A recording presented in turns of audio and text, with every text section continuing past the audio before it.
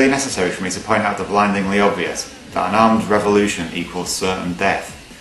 Try and use violence to overthrow a government, and you'll be at the very least dooming yourself to spending the rest of your life in a high-security jail, but more than likely being shot to bits by a bloody big gun. I can hardly believe that some people advocate armed rebellion, as if a gaggle of poorly armed citizens could be any kind of match for the governmental and military forces ranged against it. David beat Goliath, but Goliath wasn't armed with resources and weaponry, so advanced that you probably can't even imagine them. Patriots often invoke Thomas Jefferson's name in their support of armed revolution, willfully ignoring the fact that the American Revolution was over 2 centuries ago, when oppressors were armed with muskets. I'm sorry, but small cannons hardly compare with the high-tech weapons of mass destruction and slaughter possessed by the military today.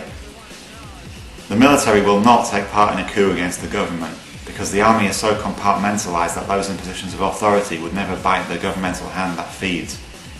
If members of the military, with noble exceptions of course, were prepared to comply in the illegal invasion of Iraq, then they'd be more than willing to quell a ragtag band of patriots with shotguns and Molotov cocktails.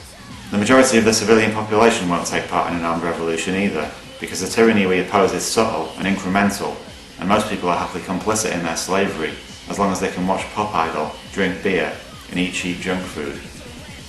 Whilst we see the oppression and injustice clearly, many people don't, and an uprising is impossible whilst bread and circuses keep the masses distracted and apathetic. Those who advocate armed revolution are also reprehensibly ignoring the fact that not only their own lives would be put at risk, but the lives of countless innocents. The military would crack down hard on an armed uprising, and innocent civilians would undoubtedly die in large numbers. So would they just be collateral damage? And who exactly would be the target of such a revolution? Other than a few specific politicians, who would the revolutionaries target for imprisonment or death? The problems we face can't be solved by simply removing a few corrupt figures of authority. The whole system is corrupt and rotten. The idea is also very narrow-minded because it assumes that only those in the US are suffering from and oppose governmental tyranny. Do I need to point out that we're resisting a new world order? People in the UK and Europe are just as outraged by their government's increasingly fascistic behaviour as those in the US.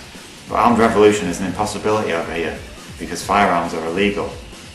I live in the Netherlands, which also has its parts to play in the new world order.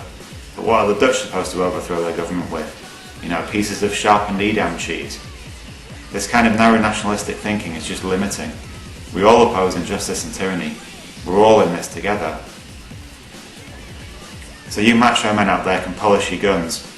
I'll be continuing to peacefully protest and passively non-comply, and I suggest that we all do the same, unless we all want to be slaughtered. I'll leave you with a couple of quotes. The first is from Nietzsche: "Be careful when you fight the monsters, lest you become one."